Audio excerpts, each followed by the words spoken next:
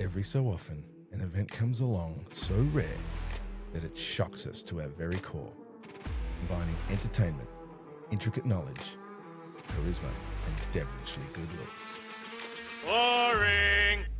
Man, shut up and talk hoops.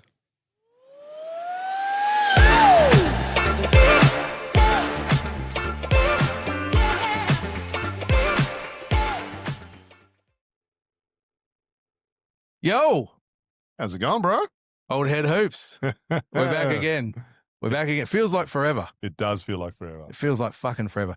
We've actually received some really good feedback about the show. Awesome. I've got lots of good feedback from my mum. Hey, your mum's not going to say My anything mummy negative. says I'm awesome. No, I've had a lot of good feedback from people on the internet. There's a weird segment of the internet that really doesn't fucking like anybody doing anything. Have you noticed that? We call them haters, bro. Man, I don't spend a lot of time on social media, right? Hmm. And the amount of people that say the most pedantic fucking shit. Like, we're out here, just middle-aged dudes doing our thing. We're not professionals. We're just ramshackling this fucking thing together, having a yarn. And we've made no bones about the fact that that's what we are. Brutally honest. And yet I get people messaging with the most pedantic bullshit. Like, Kobe's not a 90s player. I'm like, hang on. He was drafted in 97. He was. He made 2 All-NBA teams in the 90s. And he won a dunk contest in the 90s. Like, he's a 90s player. Yes. He might have hit his peak in the 2000s, but in the 2010s, but he's a 90s player. Bro. There's What? going to be haters. But hey, we embrace the haters, all right? You should get onto Twitter. It's- or Twitter. oh, What bro. do we call it? X. X Yeah, now. yeah. Sorry, I will always call it Twitter. You but- can handle the fucking Twitter side of things. Bring man. it on. That does my head in. But, you know, it's been quite limited. The hate has been negated by much more positivity. So I've been Mad love to everyone out there. been quite happy with that. YouTube channel's doing really well. And reminder, guys, if you're on YouTube, please like and subscribe. We've only got, I think, 29 subscribers at the moment. I know a lot more people than that are actually watching the videos, but yeah, hit those buttons, guys, so we can grow this thing. And we had a bit of a Spotify issue, which I told you about. They didn't like one of my royalty-free songs, and they actually banned us off Spotify for 2 weeks. So yeah, we're pretty shagged on the audio side of things. But if you do listen to it on the audio, please rate and review to help us out there. And we've got a grand total of 0 emails so far. So the Gmail account's doing good. oldheadhoopspod@gmail.com. I'll send you a token one. We'll get the ball rolling. Oh, thanks, bro. Thanks. It's all spam at the moment. All right. So, and the other thing is, got a lot of hate from friends about the last episode, expecting a top 10. Now, we 100% planned to have a top 10. We were going to do a big recording session that day. We were ready to go. Ready to go. We got through 1 and a bit episodes, and then I happened to look over at my laptop and the thing had stopped fucking recording. So for just a little backstory, guys, I was never planning for this show to be a video pod. It was going to be audio only. So I spent all the money on the audio equipment, the interface and all of that kind of stuff. Rode, R-O-D-E, please sponsor us, Rode. We love your equipment. And it was only at the last minute I decided, oh shit, we better make this a video because all the information out there is saying audio only is a dying medium, and you need to get into the video. They want to see our ugly mugs, bro. I know. They want to connect. They want to see me fat guts, me middle-aged guts, and so I just put together the only shit that I had. So I had an old DSLR camera, and we just I had like a 10-year-old laptop that I could run faster than. It's just so slow. It was just fucking shit. And if I recall correctly, I don't think it was the laptop that died. It was the camera. No, the old bitch, the old nag, it held up. It was the fucking camera. So me and Mus are sitting there. We just done our honorable mentions. Yapping away as we do. And then I happened to look over at the laptop after I'd done my number 9 player, and the screen was black, completely black. And I'm like, holy fuck, hang on, stop. And I looked over and the camera was flat. And Who would think that it's plugged in and it doesn't charge? well, this stupid fucking camera, I don't know who designed it, but it will not charge unless the fucking thing is turned off. It won't charge and be used at the same time. Oh, technology. Love it, And mate. so by the time we got ready to charge it, we were done. Nah. You had somewhere to be, and we were going to wait at least an hour for that camera to fucking charge up. So that torpedoed that first episode and the top 10. So it kind of ended really abruptly, that second episode where we did the NBA catch up and then did my honorable mentions and then Honorable mentions. Yeah, I had another good mate of mine, Smitty. He'd listened to us on the plane and he's like, "What happened to the top 10?" And I'm like, "Oh, bro." But that's an appetizer, right? You want to tease. It is your an audience. appetizer. You want them to get involved. Quite a and now lot- they're dying for the hear. Quite a lot of negative feedback about my honorable mentions so And far. so there should be, can I just say? Well, it's a subjective thing, man. Like you love who you love. You know what I mean? So we most definitely will be doing the top 10. That will be not this first episode that we're recording. We're going to do an NBA catch up on this episode, but the next episode is 100% going to be my top 10. Let's get into it. And the following will be Mus's top 10. So, and Mus, your lovely Elijah Yes. jersey has come to the mothership. So apologies to the audience for the excessive Oh, fuck green that was on the wall. Fuck. You can never get Now enough we've green. got some balance, and I'm glad to say we've got two legends up there. But shout out to Hakeem. You're back on the wall now, big fella. And as Tara says, it looks like Christmas now. We've got the red and the green. But no, it's a nice balance. It's a It nice is balance. Yeah. You know what? I think that's it. Yeah. MJ, Larry, Hakeem, The GOAT. the GOAT, in his rightful position. Yep, love it. All right. Oh, and the monitor. And we got, I bought a monitor as well. So we're going to have some highlights coming in for the top 10, which should be very nice. And it gives us something to look at as well while 100%. we're going along. I might just sit up staring at the screen for a little bit. You do realize we're on a pod, right? That's true. Sorry. All right. So we're gonna do a bit of an NBA catch up. So shall we get into it? Let's go. Let's do it. All right. So it's been a very interesting couple of weeks in the NBA. Teams have moved around, positioning, a couple of injuries that affected a few teams. Injuries have been insane, man. Ah. Fucking sane. So which are the ones? Wemby.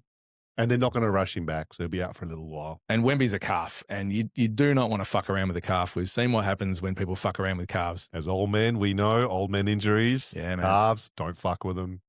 Giannis, Giannis is out groins with are the tricky. groin. Groins are tricky. Sabonis has gone out with a knee, so he's going to be out, I think, 8 weeks they're talking about. But Yeah, I think it'll be longer. San Antonio, you've also got Castle out. Yeah, he's out too. Fuck. Castle's out with the hip. Harper's out with the calf. Yep. So they're His backcourt goal. they're struggling, and Fox is not really fitting in that well so far. Yeah, I've been reading the chatter on Fox, kind of saying, well, could he be someone they move on to find a better piece? Definitely. Yeah, but what could you get for him? What could you get for him that's really complementary to Wemby? I don't know. I don't know if Well, that their plays wings are out. doing quite well. Like they've still got Devin. I mean, apart from those two young guards, they've still got Vassell, who's playing really well. Kelvin Johnson's playing well. They could probably do with a power forward. Yeah. So I feel like they need an enforcer to look after Wemby a little bit too, don't they? Cornette's all right. Cornette's doing well. That's all right. So how I'm thinking, pretty good destination for Lowry. Oh. I mean, they got a lot of draft capital too, but I get the feeling Ainge would not do that deal unless it included either Harper or Castle.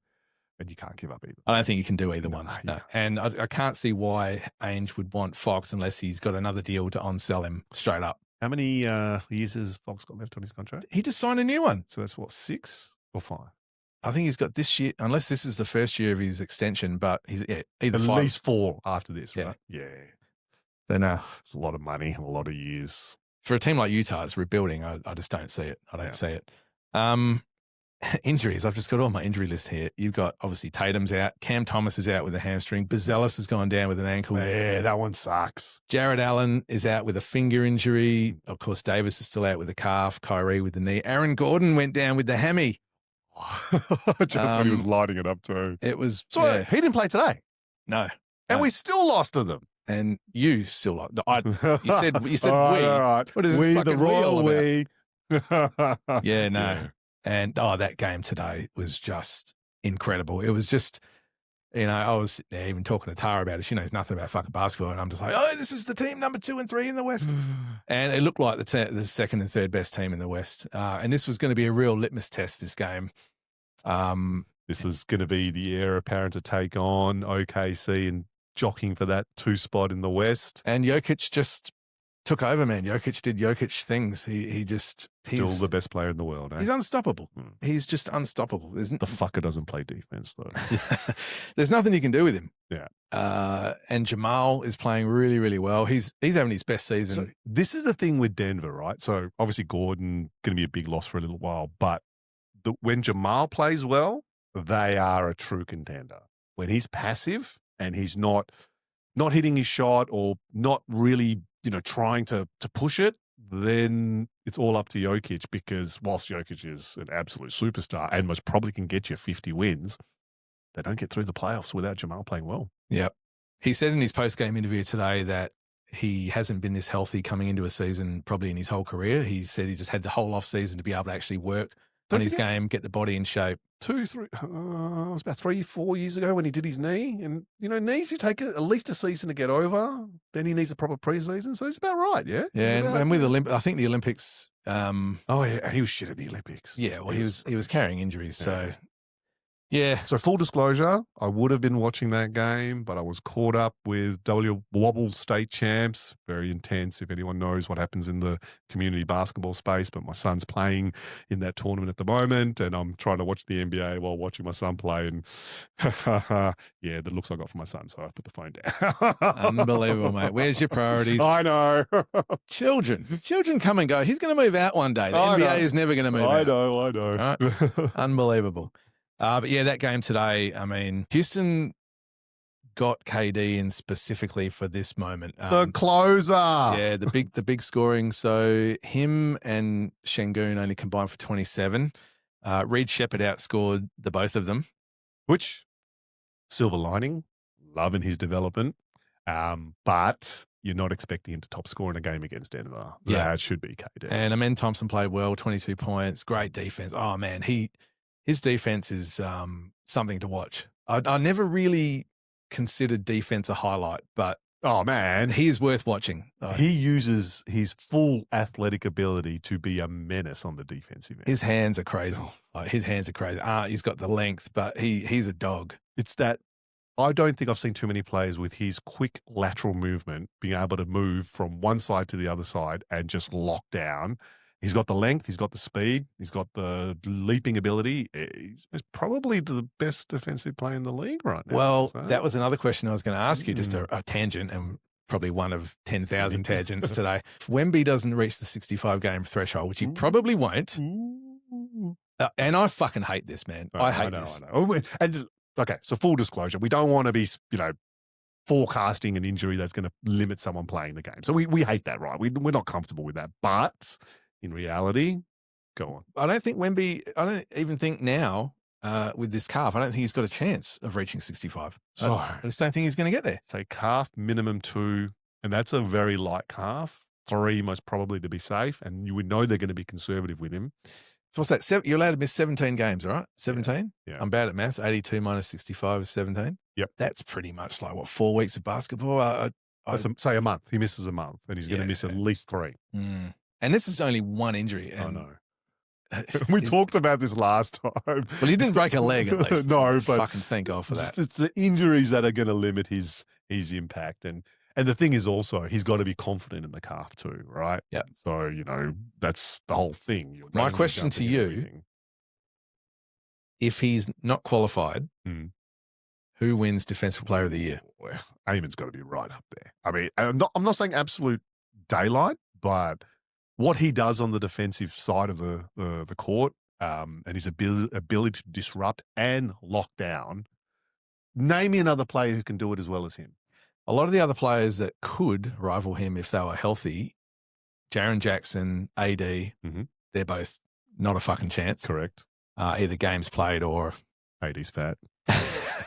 He's carrying too much weight. Where everyone knows Nothing wrong with being fat, brother. Not if you're a fucking NBA star on what? 50 mil a year? Very true, very true. You can give up the fucking hamburger if you're getting paid $50 million a year. Come on. Who else? Dyson Daniels is definitely taking a step back this year. And carrying an injury, we're sure he is. So it could be Amen's. Amen. Could be his to lose, really. Good things happen when Houston players win Defensive Player of the Year. Just keep bringing it back to fucking Houston, don't you?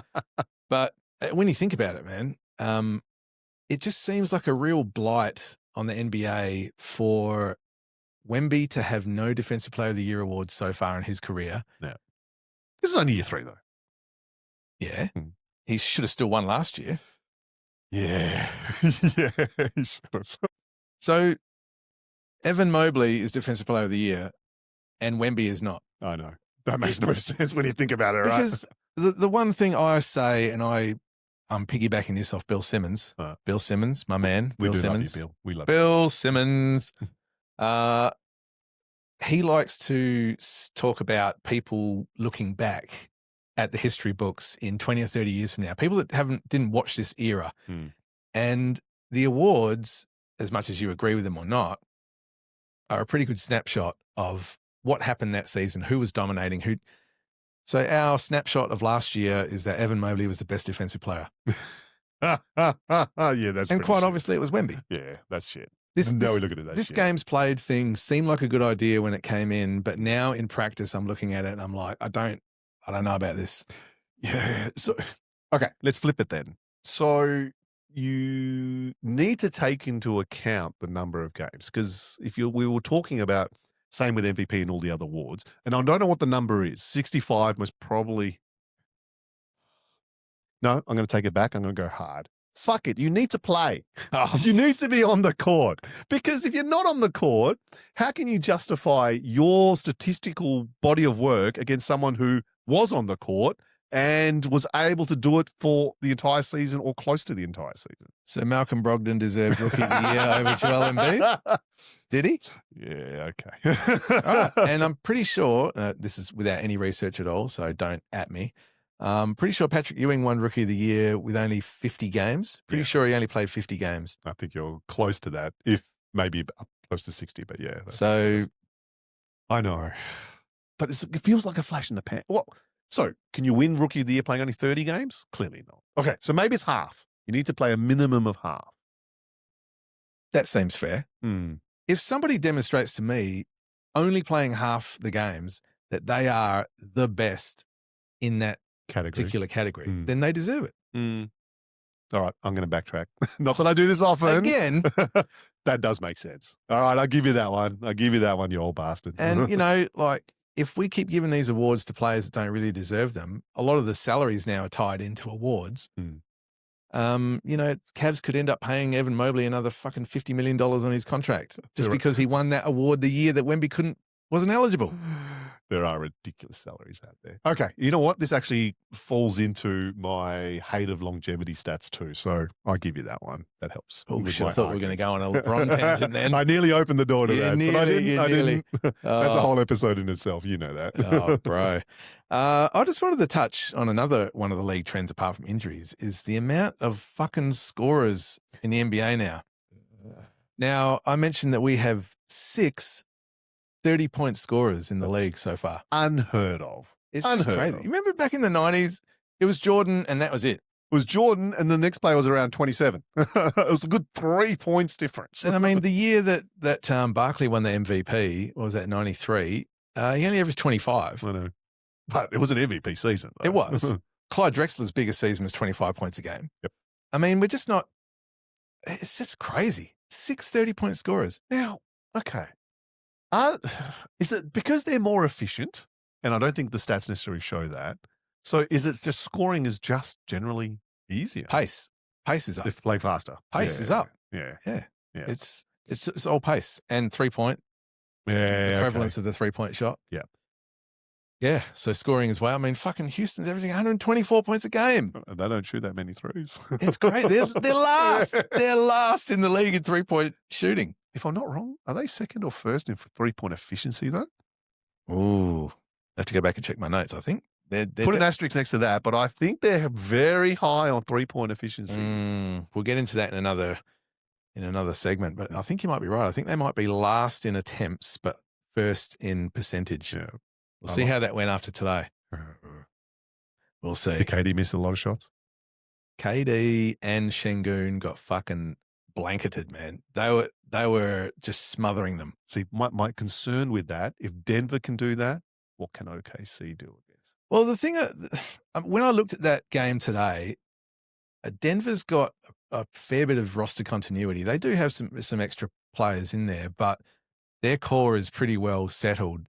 Houston is still very much. They're raw. They're still raw. They're coming together. They're still finding themselves. Yeah. I mean, and credit to Udoka getting them where they're at now, but there's a lot of pieces that are new and getting used to this big bully ball style that they're playing. So yeah, there's a lot of work for them to do, and they're not as refined as Denver is over the years that Denver's been together as a core. I think for them to be doing as well as they are on offense, with this short amount of time together with KD and integrating Reed Shepherd as one of their definitely top 6 players.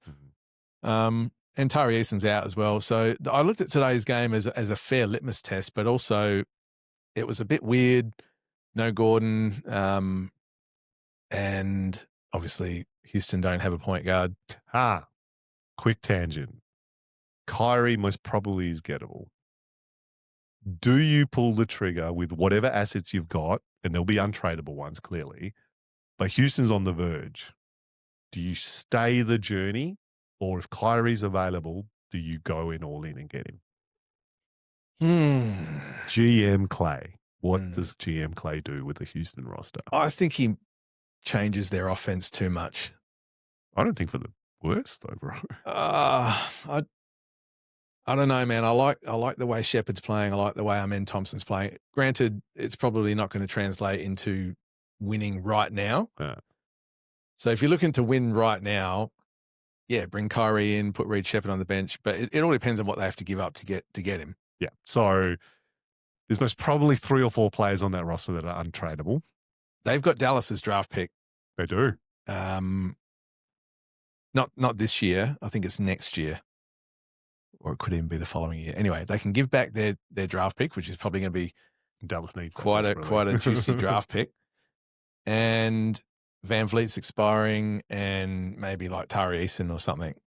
Oh, if you could do that, surely you pull the trigger on that. And we know Kyrie comes back from injuries as good or better.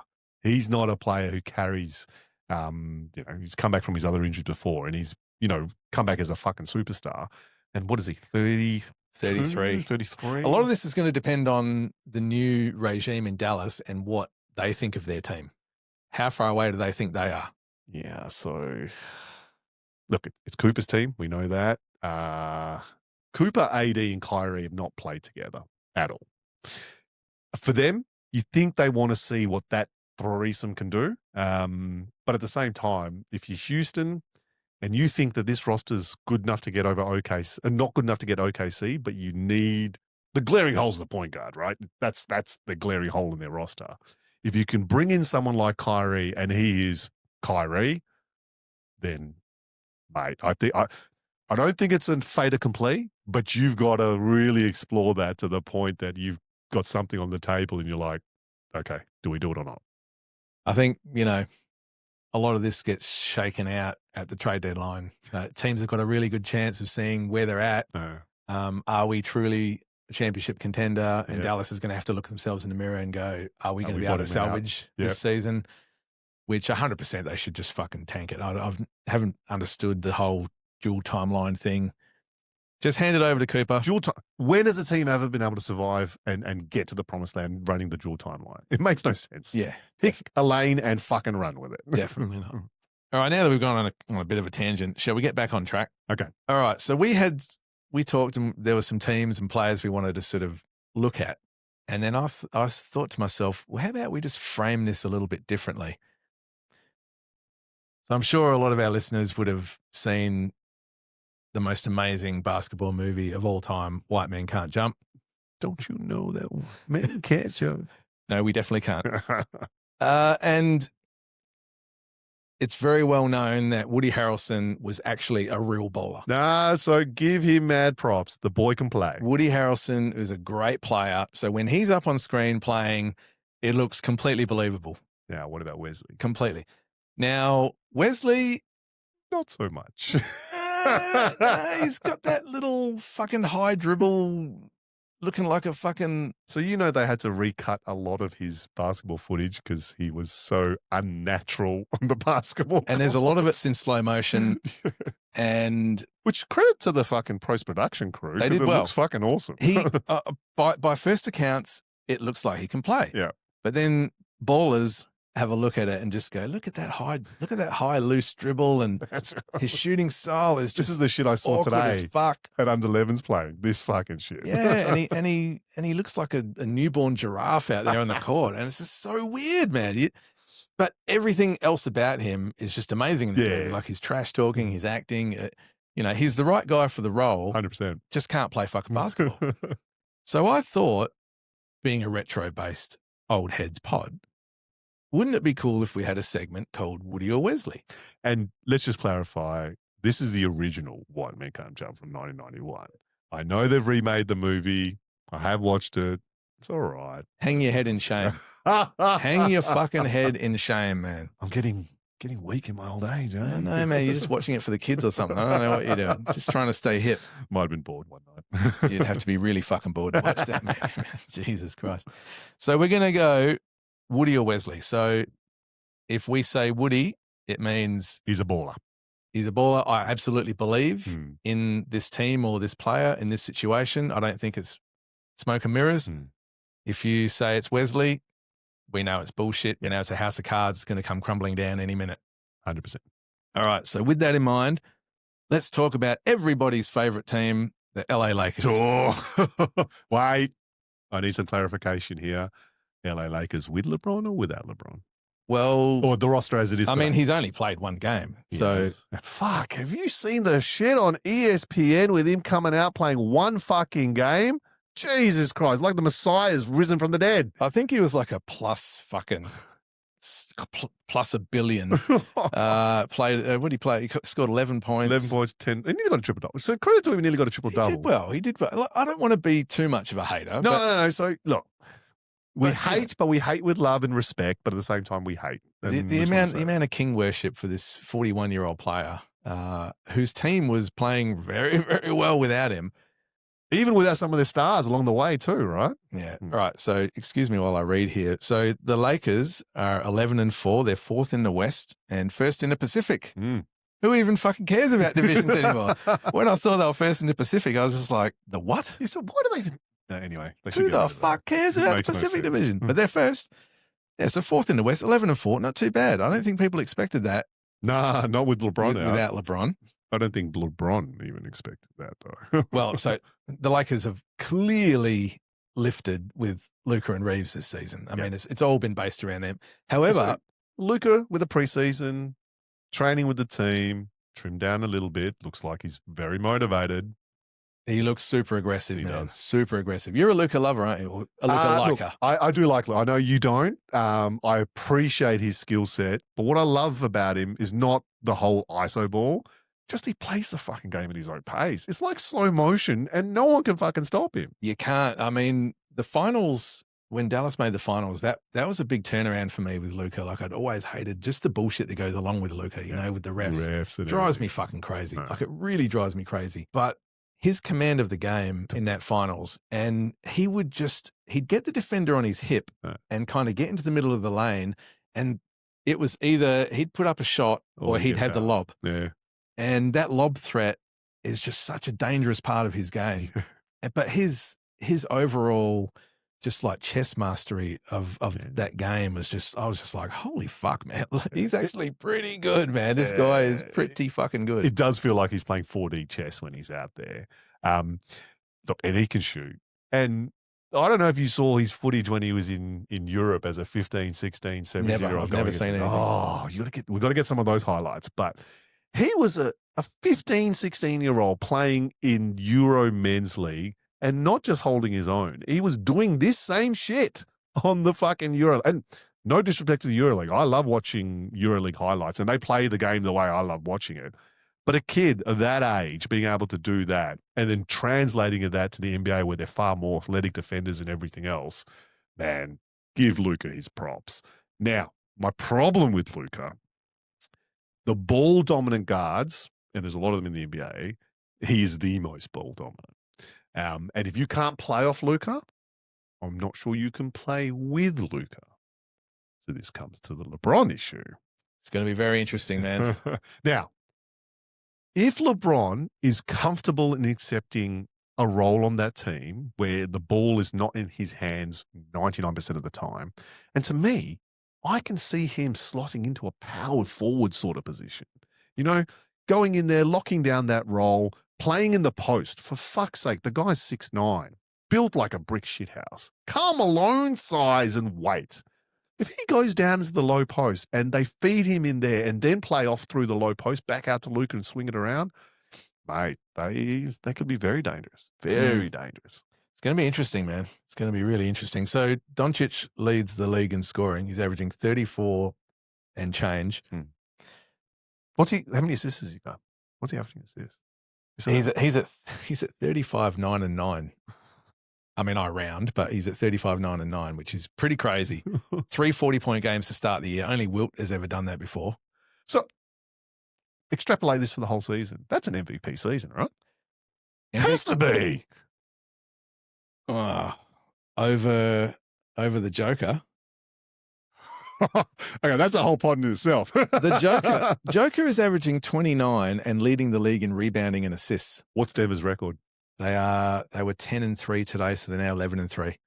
Oh, so they're better than the Lakers. 11-3, second in the West, 29, 13, and 11, I think. And he had a slow start to the year. He did. And I think he's shooting over 70% on twos.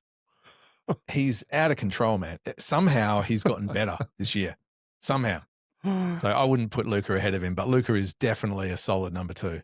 Fucking hell, for the 2 slowest players in the league, no one can and stop Euros. them. And Euros, and no one can stop them. Unbelievable. Well, the top 3 players are most probably all European, eh? Put Giannis number 3. And so, where does Shea come into the equation? You have to put Shea. Maybe Shea even comes over Doncic. Oh. Shea doesn't get enough love, man. No. I love Shea. I really do, and I respect him, and I actually love him as a cool guy. I think I watched Starting 5, that documentary, and he comes across as a real genuine guy. Laid back.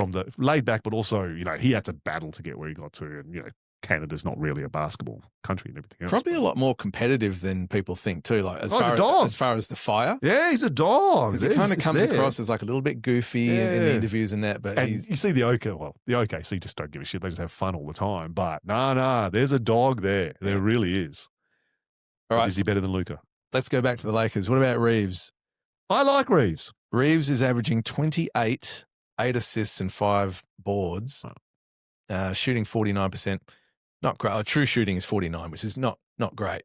So LeBron's return, I think, impacts Reeves more than anyone else. I'm going to be, a lot of their role players as well, because now everybody gets put back a peg because all of their role players are playing really well. I know. Hachimura? Where's Hachimura? Rui's averaging 16. Smart is averaging 10 and 2 steals. Laravia is averaging 10. Laravia, where the fuck did he come from? Memphis. Who would have known he was this good?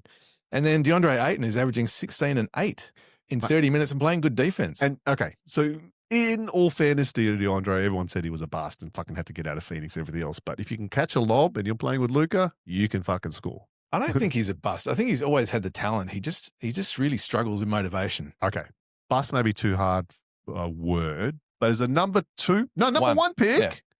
Come on. Over Doncic. Yeah, exactly. Yeah.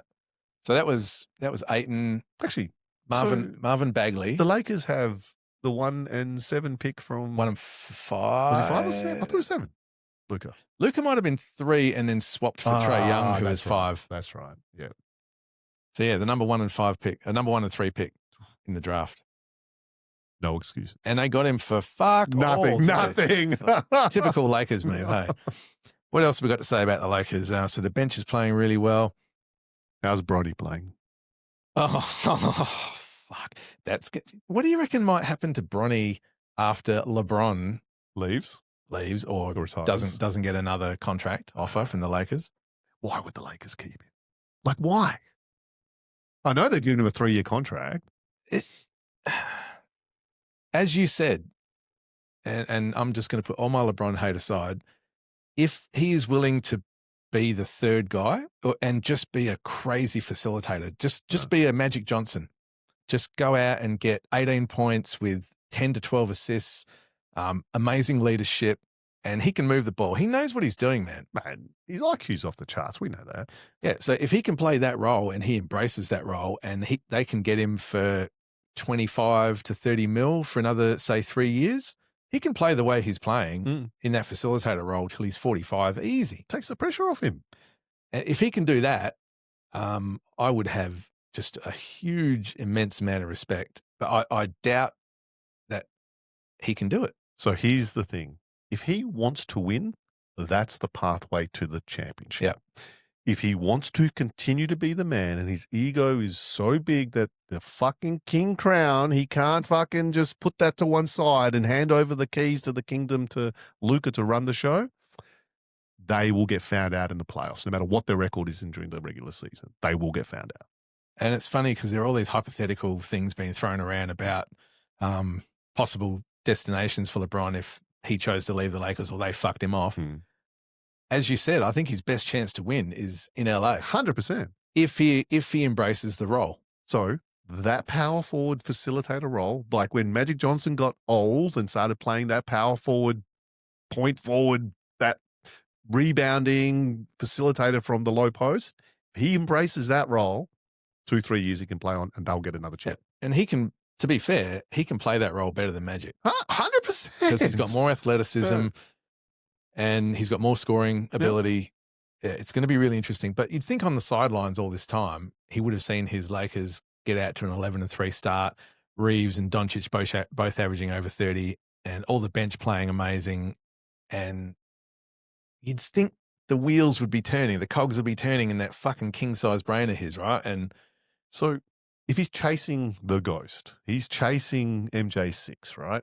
So I've always said, if he gets to 5 with everything else he's done, that conversation becomes a real conversation. To me, it's not a conversation at all at the moment. But get to 5 with everything else, playing for 23, 24 seasons, mate, that's a real conversation. That really is then, okay, let's really stack this up and see. And I still say his peak doesn't compare with Jordan's peak, but I'll have the conversation. And you know how I feel about LeBron. Jesus, I'm just like in shock at the moment. It's like, who the fuck is this guy? The crazy thing is, I just don't think, because my issues with him and the way he thinks and plays, he'll always have the asterisk because he's just such a fucking flopper when it comes to shit and his weak mentality during some of the finals that he's been in. But when there's an opportunity now, and clearly everyone knows what he needs to do. If he embraces that role and says, look, I'm going to push the way we need to go, and I'll take that journey and do what needs to be done because I want that championship. I don't want the fucking stat pads. I don't need any more of that shit. That shit's all been done now. Now it's championships or nothing. Then fucking do it. And if you do that, my respect will increase a little bit. So the big questions I have for the Lakers are what we've already discussed, the LeBron integration. That for me, that's everything in this Lakers season. How does LeBron integrate? You know, shout out to one of our good mates, Rhino. I had a little chat with Rhino about this because I was just saying, is LeBron a plus or minus for that team? And one thing he did say, and I'll negate this a little bit because of the team that they are, he said, look, he sees LeBron as more of a distraction for that team. Now, a distraction about him, who he is, and, you know, season 23, all that shit. The one thing I say to negate that is it's fucking LA. They deal with distraction all the time. They had a fucking, you know, nightclub in the Inglewood Coliseum. So you know, for me, I'm not sure the LeBron thing is going to be an issue from a distraction point of view, but on pure basketball metrics and what that team can do, there's a role for him to play, and if he plays that role, they'll be there. It's going to be interesting, man. It's going to be interesting. The other questions I have about them moving forward are their turnovers. They're 5th worst in the league with turnovers at the moment. Yeah, what's Luka averaging? Luka's averaging 4, and Reeves is pretty close. Not bad considering their usage. Yeah, but 4. So yeah, they've got to 8 turnovers from those two who predominantly handle the ball. They make up half the team's turnovers just between them two. Yeah. And that's an average. So on a bad night, so they're talking much more. So they've got to improve their turnovers and they've got to improve their 3-point shooting. They're averaging 32% at the moment. Yeah, but how many is that due to Bronny? Well, even their stars like Luka and Reeves aren't shooting that well from three. So just a few stats from the Lakers. I was about to say the Celtics. So my poor Celtics. We're doing Woody and Wesley on the Lakers, right? We are. Yeah. And I'll ask you this in a moment. They're 14th in net rating, 27th in rebounding. So that's a bit ouch. 17th in assists. I think rebounding and assists is going to be improved with LeBron coming back. Very poor offensive rating. They're 11th in the league, 17th in defensive rating, first in field goal percentage. So they're actually getting a lot of good looks. Yeah, because all fucking lobs. Yeah, so they're doing pretty well. And 28th in blocks. Fucking DeAndre, get your ass fucking out there. And they haven't had the toughest schedule so far. No, that's true.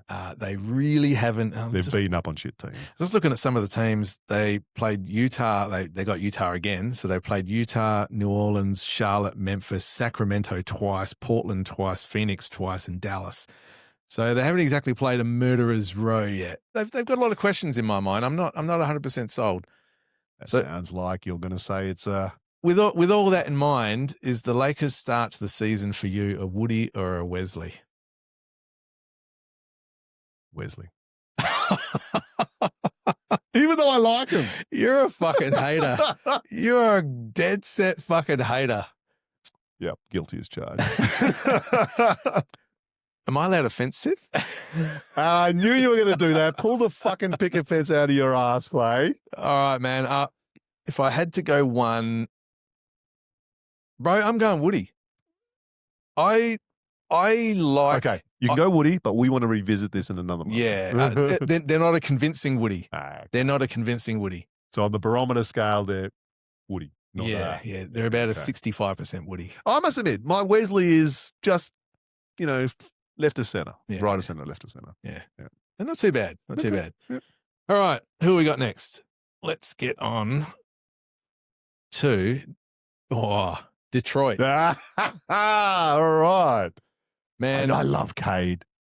I love Cade. But I liked him when he first started, but the team was so shit. But he had some injury troubles at the start of his career, but I've told you before, Cade's easily my favorite current player in the NBA. He's legit. And I don't like a lot of young players.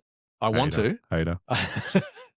But I love everything about Cade. No. I love everything about Cade, and in a completely non-homosexual way. I love the way he looks. I love his appearance. I love his build. He's 6'5". Yeah. He's 6'5", 220. Yeah, he's a solid. So yeah. Big point guard. Yeah. Big point guard. He's averaging 27, 10, and 5. And this is despite shooting 43% and 27% from three. Jesus. Yeah. So all of that shots. with their record. Was it 12-1? They are currently 13-2. They're first in the East, and they've won 11 in a row. That's right. Now, all right, Cade's taken the leap. Cade has very much taken the leap. Duren has taken the leap. Yeah. Duren is averaging 20 and 12 on 67% from the field. He's averaging 12 rebounds. 20 and 12, 67% from the field. Fuck me. I'd love to see the jump from last year's stats to now. He's only 22. And they've got a connection, hey? He is a beast, man. I was watching, I can't remember which game it was. I was watching them recently. He was on the screen and Tara, my wife, walked past and I was just like fully like man crushing. And I'm like, Tara, have a look at this guy. He's only fucking 22. And he is jacked, man. He is just built crazy. The second coming of Ben Wallace, eh? Yeah, man. He's got real Dwight vibes about him with the athleticism and the rebounding, and his defense has really come a long way too. Between Duren and Cade, like that's an amazing 1-2 punch. And they're both young. And they're both leaders. And Duren has really picked it up from the free throw line. Like last year, it was kind of like a hacker Duren. They can't do that. I think this year he's averaging 77 off the top of my head from the free throw line. So that's what you need. 7 out of 10. Yeah, man. He drills him. And he's relentless. He's a bull, man. He is a bully. The whole team is a bully. They play real 90s style basketball. Feels like Detroit, eh? Yeah, man. Real Yep. Detroit style. Yep. There is a bit of excitement with Detroit. It's like, I know obviously the past the bad boy eras, but when Grant Hill was there is it's bubbling, right? Yep. Uh. Definitely. And this is all happening without Ivy. Oh, fuck. I forgot. We still haven't got Ivy back. God only knows what's going to happen with him because he's had this knee issue now for going on 3 seasons. So who knows what we're going to get out of him. But pretty good building blocks with Cade and Durant. And then you can kind of, I mean, we've got Isaiah Stewart around them as well. And Asar Thompson's playing well. Yep. So they're winning with defense. And when they're playing the double big lineup of Durant and Stewart, they're a plus 16 net rating. So they are killing it. They are killing it when they play the double big lineup. Unfortunately, they don't do it a lot. Yeah. I'd like to see more of it. I'd like to see that lineup against Houston. Well, the double big lineup's getting quite big now. No pun intended. When we say you mean double big, you mean big solid double bigs, not your Chet Holmgren's, Wemby's double bigs with another tall. Well, they're still calling it the double big in OKC with him and Hartenstein, but you know. Essentially, you're playing 2 centers, even though Stewart's like an undersized center, but he's good rim protector and he's athletic and he's solid. He's a big boy. Yeah, so their standard lineup has a net rating of 6.6. So they're 4th in net rating. They've got an offensive rating of 10 and defensive rating of 2. So they're top 10 in offensive and defensive rating. That's where you want to be, right? They're killing it, man. They're killing it. Great offensive rebounding team. And who would what's their competition in the East? Legit. Cleveland are doing okay, but Houston took care of them. Definitely not coming out of the gates as well as you would have expected. And the Garland lingering injury, he was out with the turf toe, and today he had a play where he kind of landed awkwardly and he kind of hobbled off the court for a bit. He did come back, but all the commentary team was kind of looking and going, what is this? What is this? He's looking tender. And he's kind of very injury prone anyway. He's always been in and out of their lineup. And Jared Allen's out of the lineup as well. Yeah. And God, he gets a lot of hate, Jared Allen, on Twitter and the Cleveland fans. Yeah. Yeah. I was just following a few. They went to town on him. I like him. I like Jared. He's a serviceable big guy. For like a $25 million center, I think he's great. But he gets a lot of hate. Like a shitload, much more than I thought. He's a great rim protector and defender. And I've got more hate for Mobley than Jared Allen because the expectation of Mobley. Yeah, Mobley's got the potential. He hasn't stepped up this year at all. No. I would have thought for sure he would have taken a bit of a leap, especially without Garland there for the first, whatever it was, 10 games. Yeah. He should have been picking it up. Instead, Mitchell had to pick it up again. So, okay, that's Cleveland. Oh, we were talking about Detroit. We were talking about Detroit. So what's the competition for the East? So Cleveland, Indy, but not this year. Boston's out. Boston, not this year. So then it comes into New York's. Orlando's been super disappointing. I don't understand it either. Oh, but Pablo was injured. Is he still injured? He's out now. He's out now. So, but they were shit before. Well, not shit, but they weren't doing great before. They didn't seem like they were integrating Bane very well. No. Some weirdness going on there. Yeah, but I still don't think it's the right fit. Chicago. They've come back to earth since their quick start. There's quite a few teams. We'll go through the standings in a minute. Quite a few teams have kind of come back to earth. The East is looking pretty shit. When you look at the West, right? Yeah. And this is a tangent away from Detroit, but if you look at the top 3 in the West, OKC, Houston, and Denver. So far out of it. And then you look at the East and you've got Detroit, Cleveland, and the West is so far ahead of the East. Whoever wins the West feels like the 90s all over again. It's crazy. It's just still my head in the gulf between the West and the East, man. It really is. All right, let's get back to Detroit. They are a pretty shit shooting team, right? They're 28th in 3-point attempts and 20th in 3-point percentage. So not great on that end of the floor, but they do get to the line a lot. Yep. And they're a great rebounding team. They're 6th in rebounding. And we've already talked about their top 2 players. Asar Thompson is averaging 13 and 6 with 1.7 steals and 1 block. Doing a great job. God, I'd love to see him in Houston with his brother. You'd think Thompson they might try and if wangle it. If there's a possible way to do that, I'd love to see that. I mean, what were the other twins? The Morris twins. They played together, didn't they? They did for a little bit, and then they went off at the same time. Have you heard of a player called Dennis Jenkins? I have not. I watched a game. I can't remember who the game was. He hit the three to tie the game at regulation. I was against the Wizards. That's right. I was against Washington. You watched a Detroit v Washington game. Yeah, I was on night. You've got a lot more time on your hands than I do. Bro, I was on night shift and I was doing my washing, so I just chucked it on ESPN, and it happened to be. I was surprised it was on ESPN. Yeah. Washington and Detroit.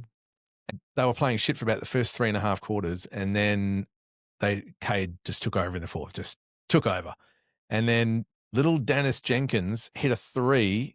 We're talking about a two-way player. Yeah. Hit a three from the corner to send it into overtime, and then Detroit took continually hitting clutch shots all through the overtime. Yeah. So Dennis Jenkins is averaging 12 points a game on 45% shooting from three. Shit. Yeah, nice little guard. Like, how long has he been on their roster for? Was he first year there? I think he's a development player, so I'm not sure whether this is his first or second year, but this is his first chance So that pulled him out of the G getting real League. time. Yeah. Oh.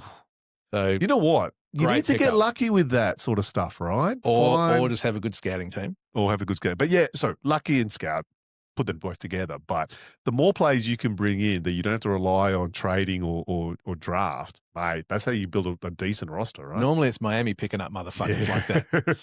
But yeah, they've just got a great squad. Love that squad. And if Ivy can ever come back and do anything for them, they're going to be pretty dangerous, man. Pretty dangerous. So Woody or Wesley? Detroit Pistons. Are you Woody believing this, or are you Wesley not? I am Woody, and far a bit more towards Woody as an absolute, except I don't think they're a 13-2 team all the way. Definitely not.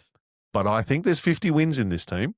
Oh, easy. I think that's a baseline. And I think if they are 50-55, they could go deep into the playoffs. Deep, because they play that battle-hardened defensive style.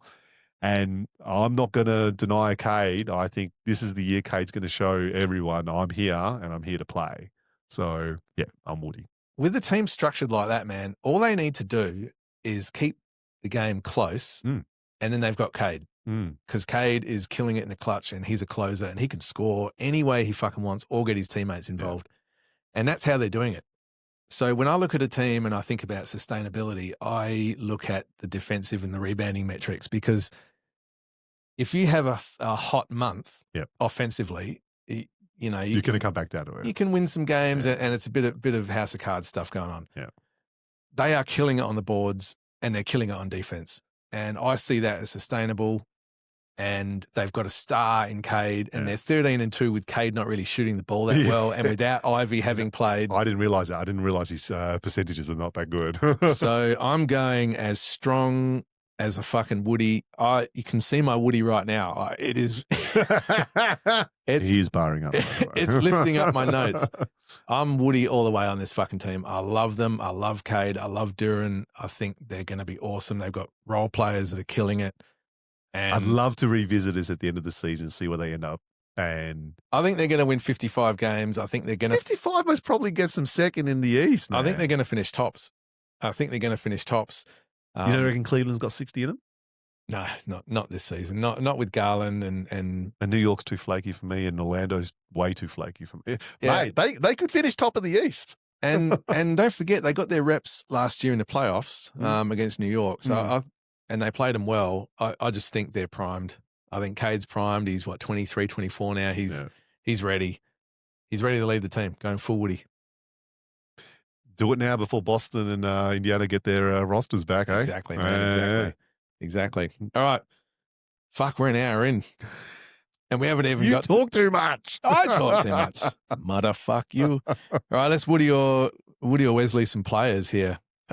We spoke about him earlier on. I'm not going to rabbit on too much as far as stats, but you got Austin Reeves, 28, 8 assists, 5 rebounds, 49% from the field, 32 from 3. What say you, Woody or Wesley? Woody, but I think LeBron might turn him into Wesley. That's my concern for him. But I like him. I like Austin.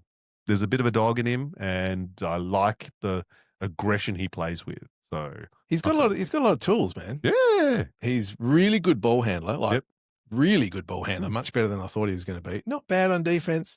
But yeah, he gets a couple of steals in there. So the shooting's a bit how you going at the moment. Yeah, but when he's When he's smoking, he's smoking. I think a move back to third option might be good for him, even though he's obviously averaging 28 and playing well. I My think only problem with that is you get the confidence of being the second man, right? And Luka always likes to have, someone that he can work off. It'll be a shame for him to have to take a step back when he's kind of still pushing to be the man or the second man.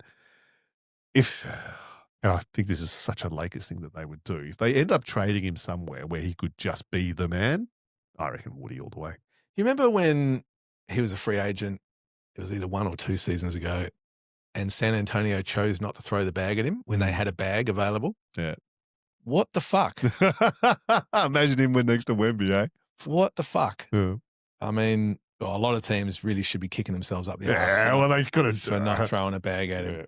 Yeah. I'm going Wesley on Reeves. I don't believe him to be this level of player at that 28 range. You just don't like white guys. When's the last time a team had an all-white top 2? When? With McHale Larry and Bird. McHale. Yeah. Honestly, can you think about the last time a team had their top 2 players were both white? I'm not racist, bro. I'm just trying to think. Did Denver win? No, Denver's always been Jamal. Just trying to think of great white players. Okay. Bro, no. This is not good. We are not racist. I'm racist against white players. Yeah. So I'm Wesley to him being this level of player, but How far center off center? I like him being more of a 20-point a game third option. Okay. So I'm kind of looking forward to him, LeBron coming back in and taking some of that usage away from him and having him be a little bit more efficient. I'd like to see him more in that mid-50s for the true shooting and get that 3-point percentage back up. And he could still make an all-star game if he's sitting at around 22 a game. If he's efficient. For a team in the top 4 of the West. Yeah. I don't see how that can't be a thing. All right, let's move on to another player for the Woody or Wesley, Tyrese Maxey. Tyrese Maxey, second in the league in scoring, averaging 33.4, 8 assists, 5 boards, 47 from the field, 42 from 3, and 2 steals a game. And he's get out of the way and hand the motherfucker the keys to the town. He's only averaging 2.9 turnovers as well to go along with that usage and that scoring. It's fucking crazy. And talk about old school. He's averaging 40 minutes a game. Yeah. That is wild. And Tom Thibodeau's not his coach. That is fucking crazy, man. Bro, this is not even a conversation, right? It's Woody all the way. Surely. I'm 100% Woody. 100% Woody. But I don't like the Philadelphia team, though. Well, they've got no identity. They've got to figure out what the fuck is going on with this two styles thing. Like Embiid is only playing 23 minutes a game, but he's averaging 20 points. He's averaging 20 points in 23 minutes. So he's getting in and fucking hijacking. He's hijacking that offense. But surprisingly, like him and Maxey got good chemistry on and off the court. They do. They're mates. You can tell. So it's not like Maxey is like, oh, fuck you, Embiid, like coming in and taking my minutes. Like he wants Embiid to succeed, but he's still fucking scoring. It's not stopping him. But it wasn't stopping even when Joel was healthy. Yeah, they were really complimentary. Yeah, Maxey was still like high 20s, high 20s scoring. But what he's done this year is just crazy. And that the knock on him coming out of college was his shot. I know.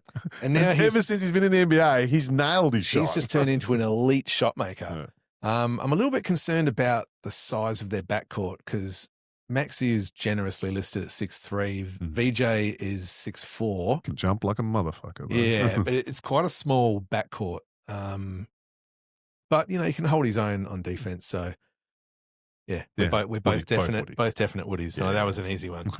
It's not bad throwing an easy one in there. All right.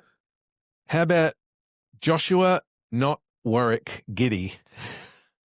Now, for you American fans out there listening or watching, and I hope there's heaps of yous, Warwick Giddey is Josh's dad who played an integral role for the Melbourne Tigers here in our Australian league. Yeah, it was 3.4 points a game. But he had the best wristband game. Who the fuck wears wristbands? The headband. Did he wear a headband as well? He did wear. What's that movie with a? It was probably the remake of White Man Can't Jump. It's the one with Ron Burgundy, that dude. What's his name? Oh. The basketball movie they made. Yeah, I know that one. Yeah, that's who Warwick Giddy looks like. Oh, Warwick Giddy. So how about young Josh Giddy? What do you think? So the Bulls are 8 and 7. They have definitely come back down to earth. They're 9th in the East, currently in the play-in. He missed a couple of games through that.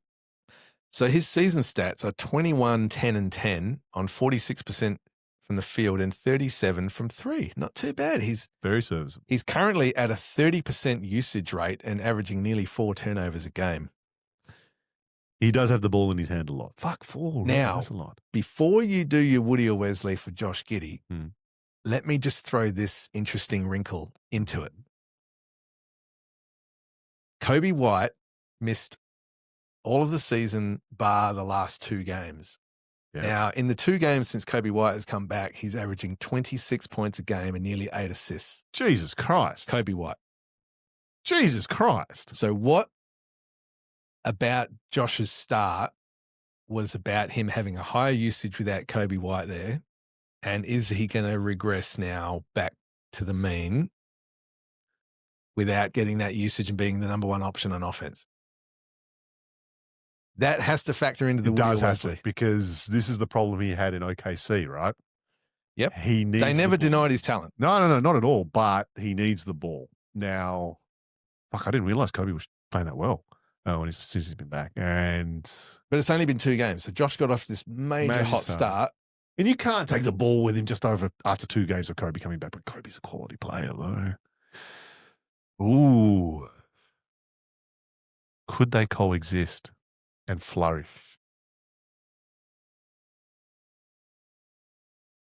I'm going Wesley. Ooh, you're Wesley. Don't get me wrong. I love Giddy, but I just fear that if he doesn't have the ball, the predominant ball handling guard, he's not as effective. And we know his defensive limitations, but he does rebound and everything else. But I think he flows with having the ball. And I don't think he's one of those guards that can play off the ball enough. And if Kobe comes back and becomes super efficient and also requires the ball and Giddy needs to take a step back, yeah, I'm thinking Wesley, bro. And I hate to say it, I love my Aussies. You know that. Now, Giddy has really won me over. I really was not a fan of his at all when he entered the league. And a lot of it. Did you ever watch him play for Adelaide, though? No, okay. Never. I wasn't following the NBL back then. Yeah. Okay. But I am completely superficial as a human being. And I fucking hated his haircut for a start.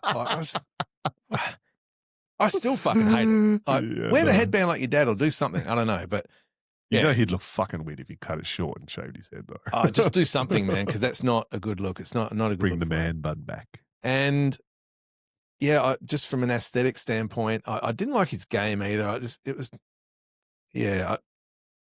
wasn't a fan, but I've got to say he has won me over. Don't forget, he couldn't fucking shoot at all. His shooting is now, a long way. So credit to him. He's actually now someone you have to go. I remember watching a OKC game and he'll be fucking backing off, not even going anywhere near him, and he still wouldn't fucking shoot the 3. And now he's actually punishing from 3-point line. So even last year, after the trade to the Bulls, he played as well as he's playing now. He was putting up those kind of numbers after the trade. Now that's why he got his contract. So eventually, so he can play, he can shoot.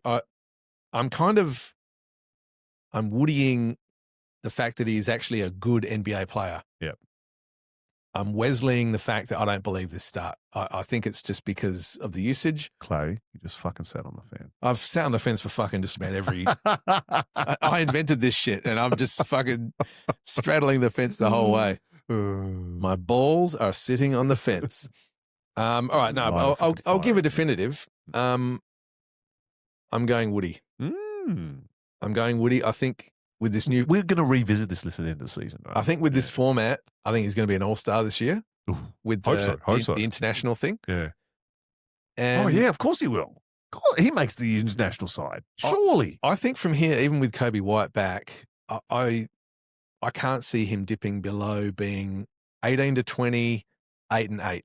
I think his bare bones minimum statistical output. That's an all-star season. Is 18, 8 and 8 with 35 plus from 3 and 45 plus from the field. That's an all-star season. It's a great player. Yeah. It's a great player. And he makes his teammates better, and his teammates love playing with him. They do. I mean, you can see that. Yeah. And so, well, for the early part of the season, it translated to winning as well. Well, I still remember that game when he hit against Lakers last year. So, he can do it. You're the Aussie hater, and you gave him to Wesley. All right, we'll do one more player for the Woody or Wesley.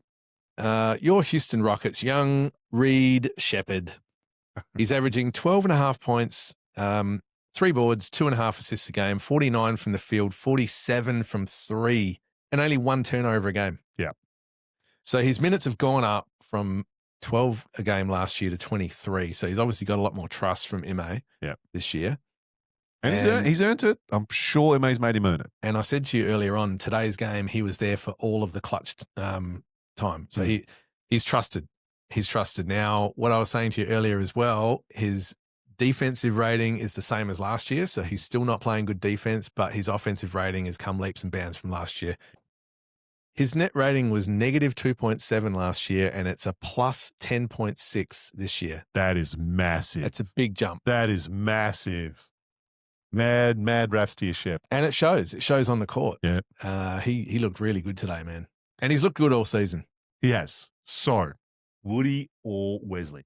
So, and I remember us talking about this, and I'm also talking about, would he be the one that you'd give up to get Kyrie? Absolutely not. Well, that's the situation now. And at the start of the season, you would have gone, fuck yeah, handball that motherfucker. And what else do you want? And now you just can't. So he's still on his rookie contract. Yep. He's made a jump in the second year.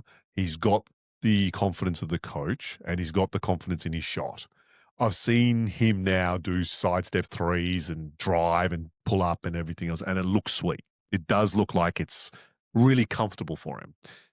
My problem with Houston, and then this will come in whether it's a Woody or a Wesley, is Houston needs a facilitating point guard for all of their weapons. And is that him? Maybe. If it can be him, I don't want him to be just a shooter. For Houston to get all the way, they need a facilitator too. But, God, Woody. Look, because I really want him to succeed and I want him to become that facilitator. But I think a player who goes and earns their minutes as a rookie going into their second year in a team like that, and we're talking a loaded team. This is not just a fucking bum New Orleans or something. This is fucking Houston Rockets who are pushing to take on OKC to be the best in the West. Yeah, I'm Woody. I think he's earning his minutes and he's producing. I think it's undeniable. He's Woody. He was a number 3 pick in the draft, and he had the blue chip, background coming from Kentucky, and it was always going to be an interesting marriage, that one, because Ime generally is quite hard on his players and will openly berate them and everything. Torch them in the media. And point guard is traditionally a hard position to master quite early, as Scoot Henderson has shown. And I always had this feeling. I was pretty big on him out of the draft. I did watch him a fair bit in college, and I was quite big on him. And I never thought his struggles as a rookie was going to be a long-term thing. I didn't see it. I thought at some point he wasn't getting minutes either. He was getting low minutes too. I actually honestly thought he was going to be a trade chip.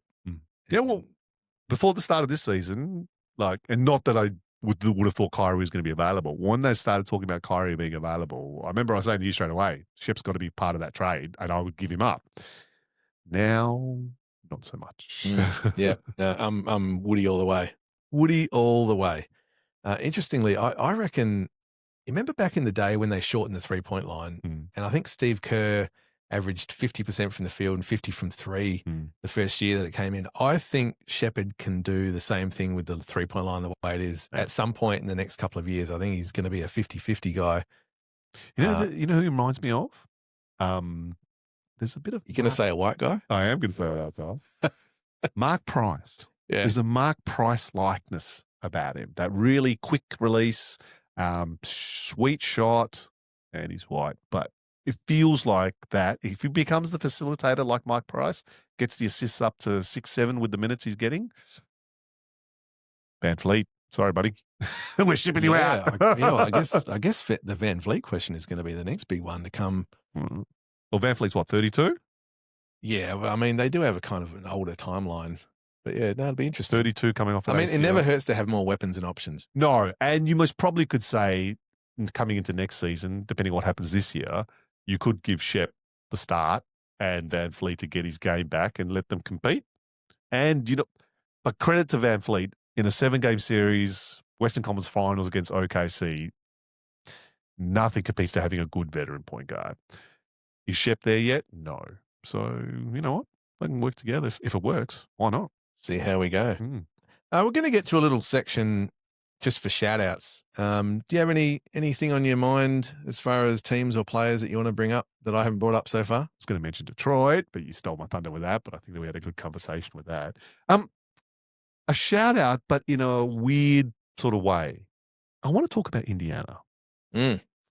So Indiana's at an interesting spot now. The squad is really still good, minus Halliburton. Let's just have a look at the standings. Oh, I don't think they only won 2 games or 3 games. They're 2-14. Yeah. Yowza. 2-14, and they've Yikes. been getting smashed. But Yeah. I think they've flicked the switch to tank this year, right? Now, we know people come back from Achilles and come back totally fine, right?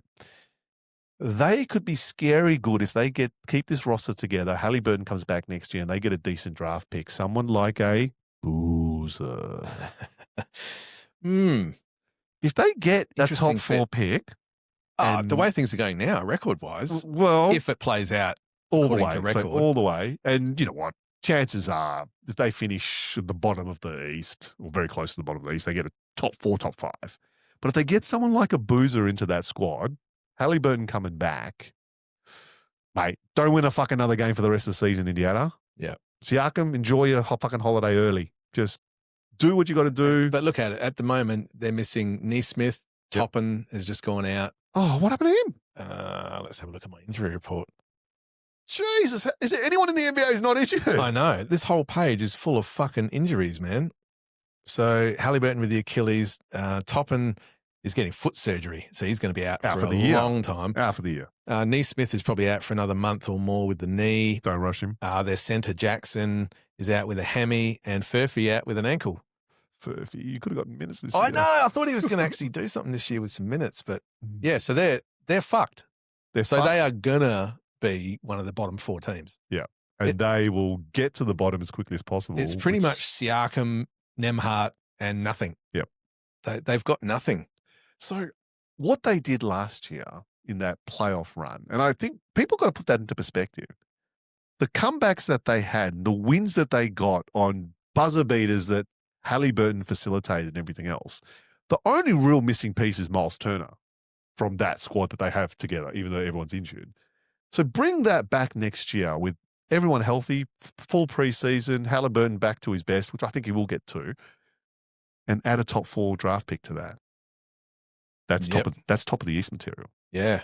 I'm just kind of now imagining if they ended up with a top 2 pick, because I think Boozer's the consensus at the moment is Booz might be the 3rd. Yeah, because he's beating up on shit teams. The third pick in that draft, mainly because he kind of lacks the athleticism, and in the draft they generally because he's bullying college kids. Yeah, so the top 3 guys are pretty similar talent wise, and the athleticism of Debancer is probably going to win the day. But yeah, they'd be pretty scary with a top 3 pick. So interesting. So that's what I wanted to say about you. Well, I've got a bit of a shout out to Houston, and terrible fucking timing because they just lost to Denver today. But the game was incredible, and it really looked like the 2nd and 3rd team in the West. It was playoff intensity. But I love, and I know they're your team, and I fucking hate to give credit to your team, but I love watching Houston play. I love Amen Thompson. I love Steven Adams. Oh, man, raps to the Kiwi. The guy is averaging 5 offensive rebounds in just over 20 minutes a game. That's ridiculous. How do you average 5 offensive rebounds in 20 minutes? Because he's a big fucking unit and he goes for the ball. Right. And Amen Thompson is just killing it.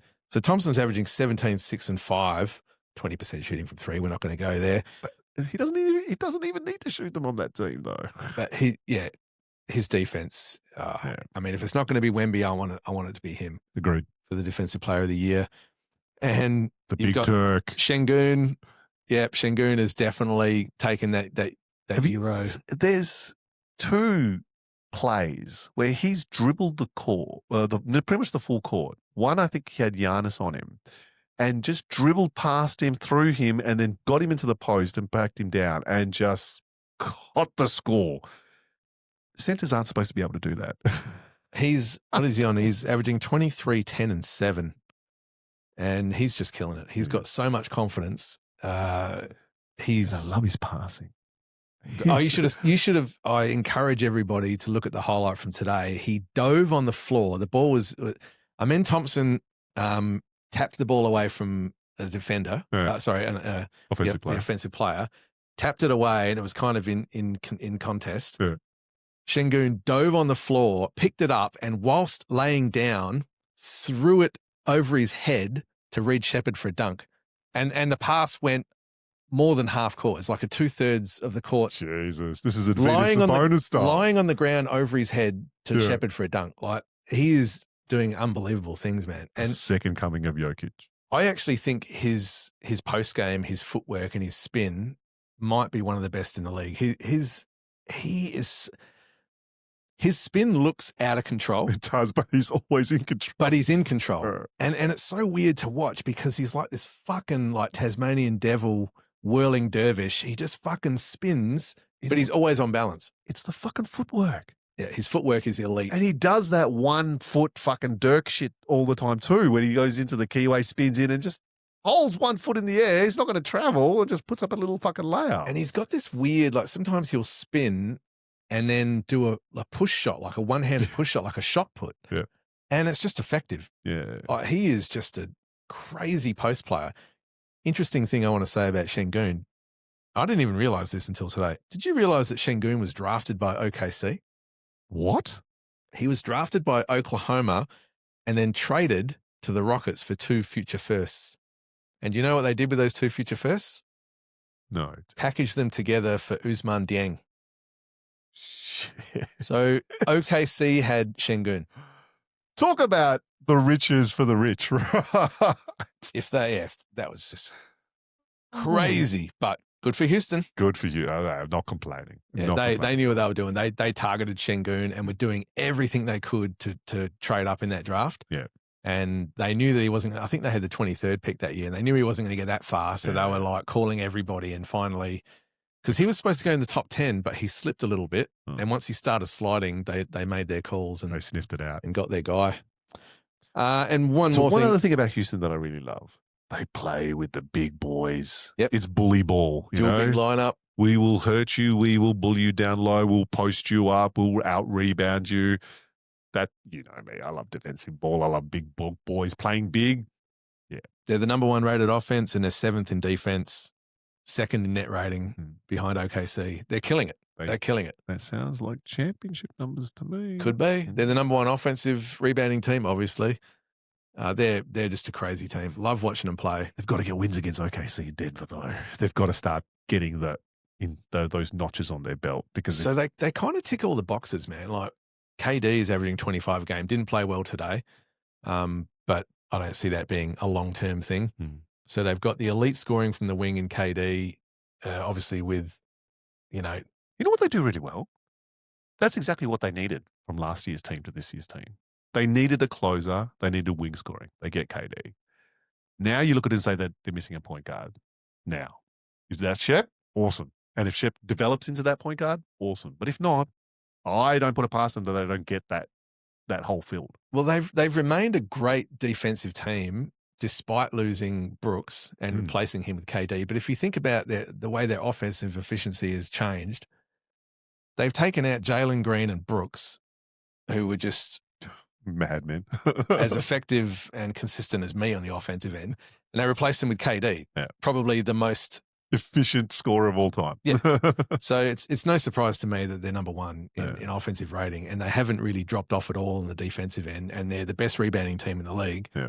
And they've got one of the best coaches in the league. Yeah. And they've got youth with, I mean, Eason's injured at the moment, but they've got Eason, Thompson, Reed Shepherd, and they've got, the wily know-how of their veterans as well. Yeah. I don't see a weakness in their team. Apart from point guard. And if they can kind of get it all together and keep building on the chemistry, even though they lost today, they're going to be tough. They're going to be tough. And the style of game that they play, it's going to translate to the playoffs. Can't wait till Western Conference Final, OKC versus Houston. Imagine watching that series. Oh, bro. OKC, between OKC... Double overtime when they played the season opener, right? Yeah. Between OKC, Denver, and Houston, we've got some amazing West. And we haven't even spoken about Minnesota. And one more shout out to Toronto. Have you seen how well Toronto is playing, man? No, I must admit they've gone under my radar. Because they started out pretty shit. Yeah. And then Ingram had that tantrum on the baseline. He threw the water bottle, Yeah. And I think they were just below 500 at the time. They are now 11-5 and second in the East. Jesus Christ. They are 11-5, second in the East. You got Brandon Ingram, Scotty Barnes. You don't like Barnes? I don't like him, but can't deny his play. Yeah. I mean, we've got Ingram, Barnes, and Barrett all averaging over 19 a game. All of them? All of them averaging over 19 a game. Jesus. Relatively decent shooting. I mean, Ingram's never going to be a great three-point shooter. No. And the other two But guys aren't shooting in volume anyway from the three. So, okay. But great. I didn't know how those three were going to go together, but they're all coexisting beautifully right now, and it's translating to wins. Second in the East. 11-5. Who would have thought before the season Detroit and Toronto would be 1 and 2 in the East? It is crazy. They are Come on, New York, do something. They are 4th in offensive rating and 5th in net rating. So they are doing amazing. Amazing. The only one downside to Toronto that I can see so far is Dick. I need more Dick. I'm not getting enough Dick in my life. Yeah, it's okay, bro. We'll sort that out. We need more Dick. Why have they minimized? I'm so going to buy you Toronto Dick jersey. Why have they minimized Dick? I don't understand. What did Dick do wrong? They could be a bunch of lesbians, bro. But no, to be fair, I'm being serious. No, Dick's a good player. Big Dick energy, Dick. So, we need to stop. We're going to keep on going with this. Yeah, we've definitely got some marginalized Dick at the moment. So Dick went. Dick started. Okay, serious. Dick started 50 games for them last year. He has not started this year at all. His minutes have gone down from 29 to 16, and his scoring is down to 7.5 points from 15. So Ingram's starting in his spot. Ingram, yep.